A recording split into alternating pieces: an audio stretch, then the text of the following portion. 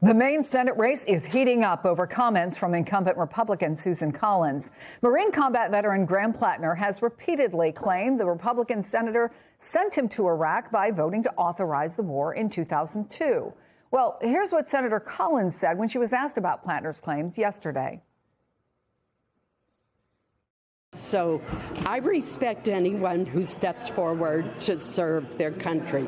But the fact is, that was Plattner's decision to serve. He was not drafted. Graham Plattner, Democratic candidate for Maine's U.S. Senate seat, joins us now. Good to meet you. Good to have you on the program.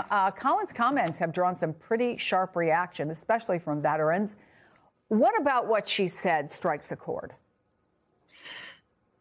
It's rather amazing to me that someone who's been in a place of political power for this long doesn't seem to recognize that the decisions that she has made have consequences. Like the willingness for young Americans to enlist in the military, to put on the uniform, to serve their country. That is a national resource. That is something that we as Americans take great pride in. And that's also why it should never be abused and used for personal gain or used just for like political gain, which is exactly what happened with the war in Iraq. And frankly, is still happening right now with the war in Iran. Another war that Susan Collins has not been able to find a spine to stand up against. So it's the idea that it's my fault that I wanted to serve my country, but she, one of the establishment politicians who actually started the war, has no agency whatsoever and no responsibility. I think it's a pretty damning admission that she doesn't actually seem to take any responsibility or even understand the consequences of her power and her inability to use it effectively. Well, let me ask you about the war that's going on right now. There was not authorization. Obviously, there was no vote on Iran. But I wonder how you think Democrats in Congress are handling the current situation and the way the president of the United States is prosecuting this. Not well. There's something that really blows my mind at the moment, which is that the war in Iran right now is uniquely unpopular. The vast majority of Americans are against it. They see it for what it is. They see it for a completely insane, made-up thing that's making all of our lives harder. It's making gas more expensive. It's killing people. It's gotten 13 Americans killed. We've killed thousands of people in Iran, all because Donald Trump wants a distraction from the Epstein files. And that's insane. And yet somehow our representative democracy can't figure out a way to use any power, not just to stop it from happening, but they can't even slow it down. There should be no funding for this. And we should have very loud voices with Democrats in the Senate and Congress coming together and being the anti-war party. And we've got some voices that are speaking up, but it's not the whole caucus, and it needs to be. And it still frustrates me. I wish we would see more. And in your criticism just now of Senator Collins, you say it particularly surprises you because she's coming out of a place of political experience. I want to note that we invited her to be on the program, too. But I want to play, in the meantime, some more of what she's saying. I think that speaks to your political experience comment about why she thinks voters should choose her and not you. Here it is. I've been able to secure, in the last 5 years, $1.5 billion for 674 projects. With my opponent, that would go away. That would go away. He would not have the seniority, the experience, the knowledge, or the respect in order to secure that funding.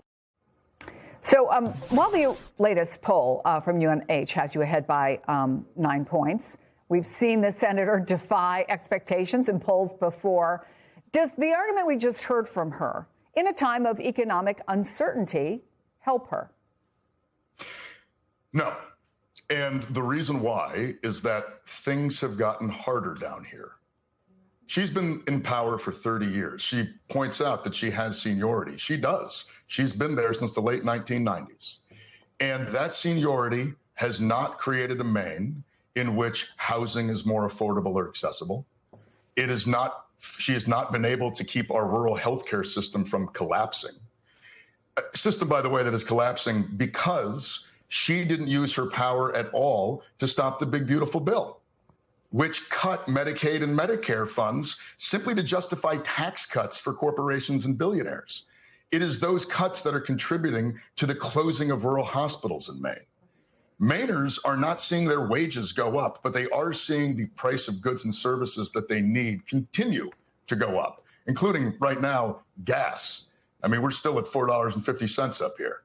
And the money that she has brought into the state has not addressed any of this. What Collins does is that instead of standing up for working people in the state by trying to make any kind of structural change, whether it's getting money out of politics, changing the tax code, making it illegal for senators and congresspeople to trade stocks and bonds, she won't try to do that. She makes a lot of money off of the stock market. Instead of doing those things, she just brings in earmarks and says that, well, if you lose me in my seniority, you don't get to do this anymore. Here's the thing. We're going to lose her someday. She's not going to be there forever.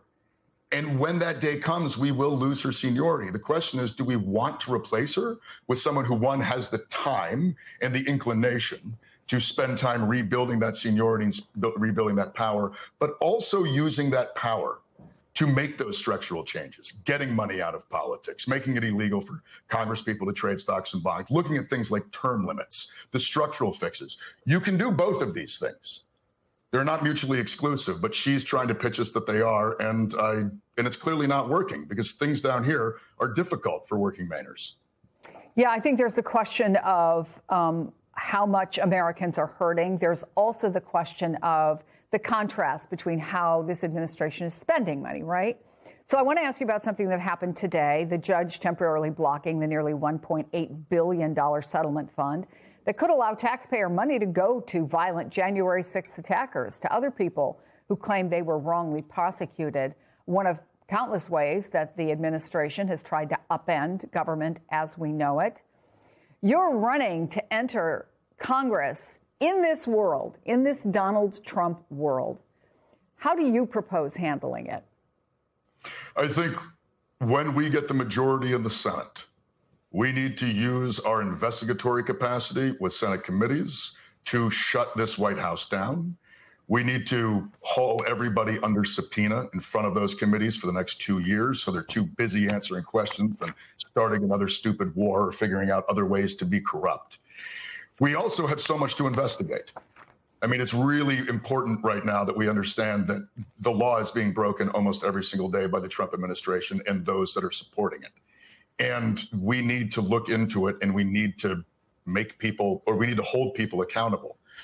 But when it comes to funding, that's another thing. We really need, like, the Trump administration is spending money at an absurd rate on things that are not in any way, shape, or form helping the average American.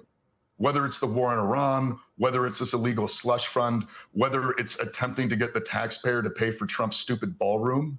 I mean, these guys are trying to expand the deficit in a wild way just to enrich themselves or the people that donate the most money to them. That's it. And we need to use our power in the Senate, whether it's the power of the purse by withholding funds or our power to investigate over the next 2 years to rein the Trump administration in and hold these people accountable. Graham Plattner, thank you so much. It's good to have you on the program. Thanks a lot. Appreciate it.